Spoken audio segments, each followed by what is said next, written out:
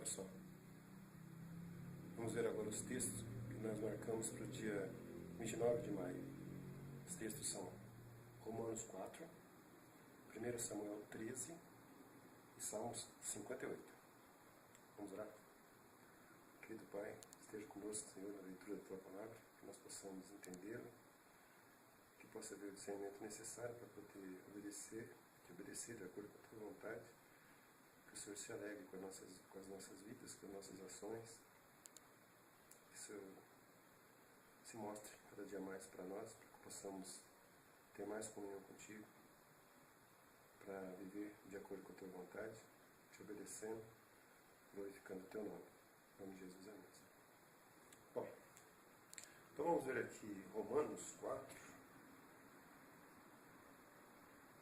vai do 1 ao 25. Então, Romanos 4, 1. O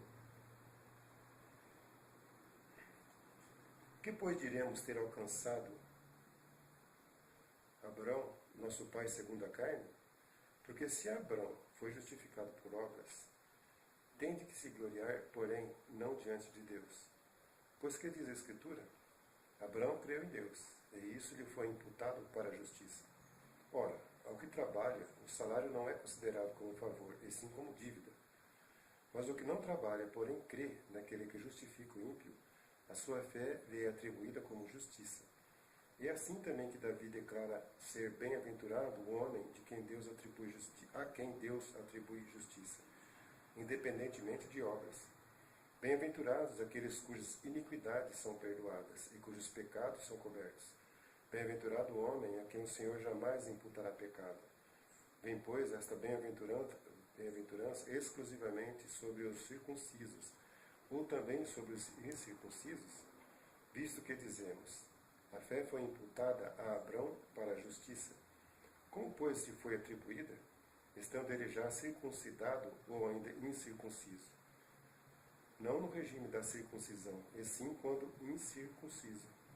E recebeu o sinal da circuncisão como selo da justiça da fé, que teve quando ainda incircunciso, para vir a ser o pai de todos os que creem, embora não circuncidados, a fim de que lhes fosse imputada a justiça.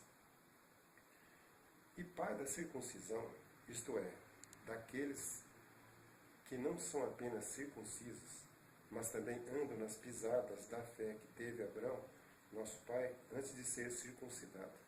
Não foi por intermédio da lei que a Abraão ou a sua descendência coube a promessa de ser herdeiro do mundo, e sim mediante a justiça da fé.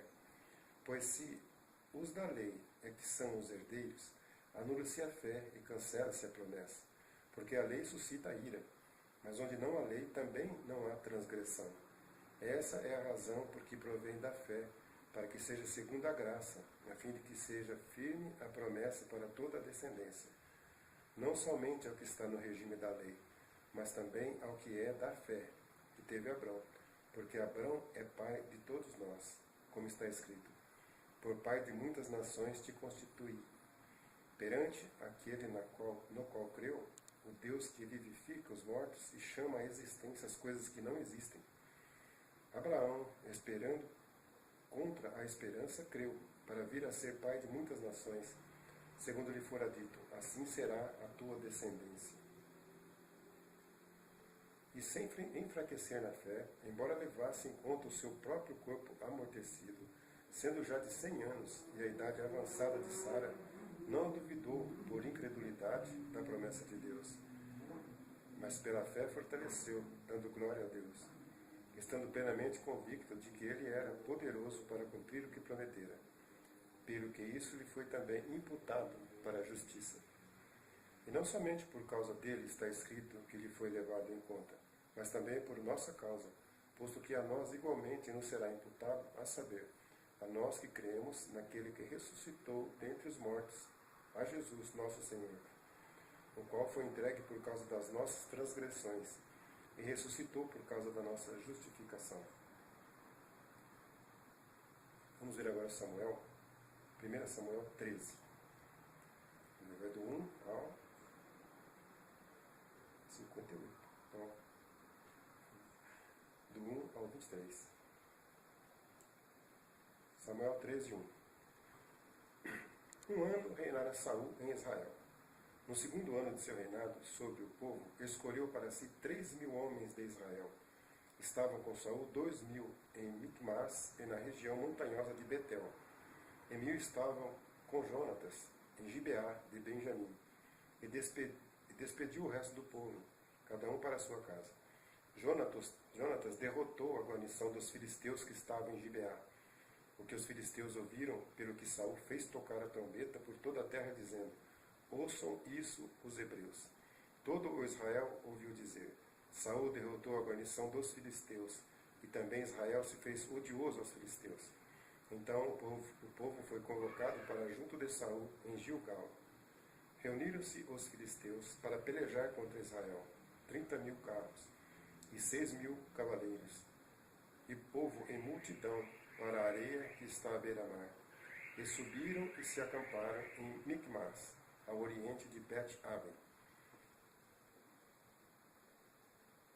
Vendo, pois, os homens de Israel que estavam em apuros, porque o povo estava apertado, esconderam-se pelas cavernas e pelos buracos e pelos penhascos e pelos túmulos e pelas cisternas.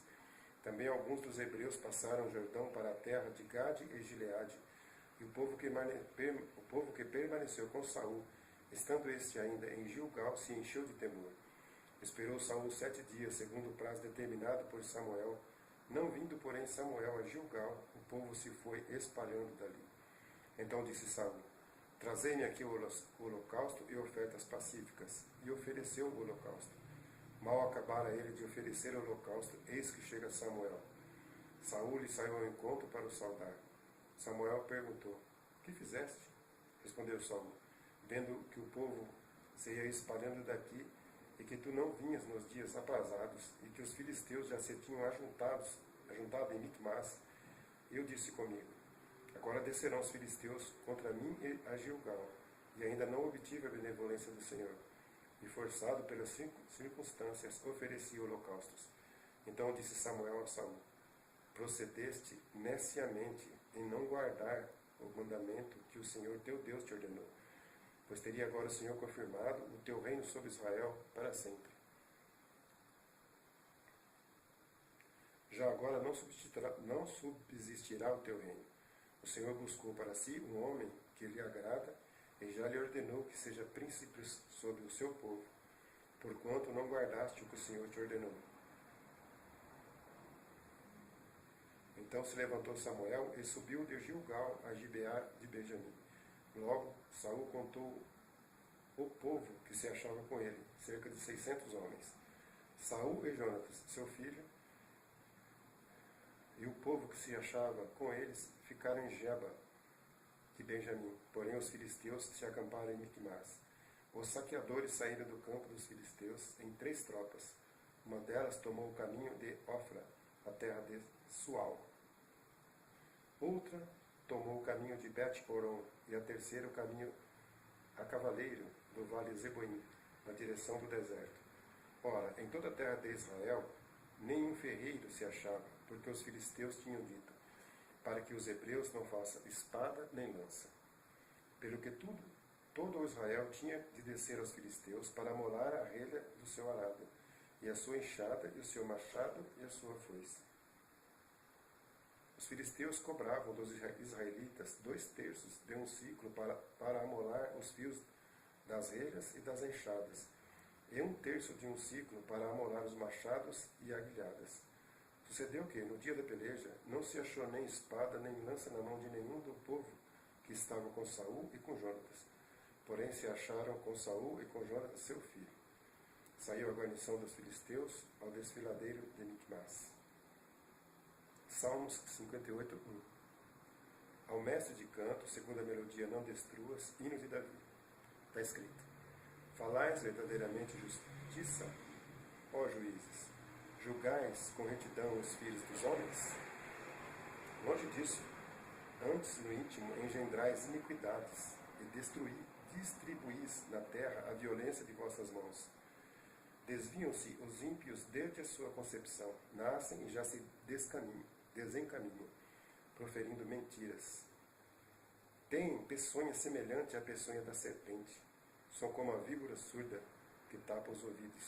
para não ouvir a voz dos encantadores, do mais fascinante em encantamentos. Ó Deus, quebra-lhes os dentes na boca. Arranca, Senhor, os queixais aos leãozinhos. Desapareçam como águas que se escoam ao dispararem flechas. Fiquem elas embotadas. Sejam como a lesma que passa diluindo-se. Como o aborto de mulher, não vejo nunca o sol. Como espinheiros antes que vossas panelas sintam deles o calor. Tanto os verdes como os que estão em brasa serão arrebatados, como por um redemoinho. Alegrar-se-á o justo, quando vir a vingança. Banhará os pés no sangue do ímpio. Então se dirá, na verdade, há recompensa para o justo. Há um Deus, com efeito, que julga na terra.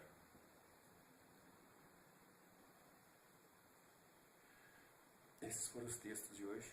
A gente precisa reler de novo e reler. Precisamos meditar, precisamos conversar um com o outro, para ver se a gente tira as lições que o Senhor quis passar para nós.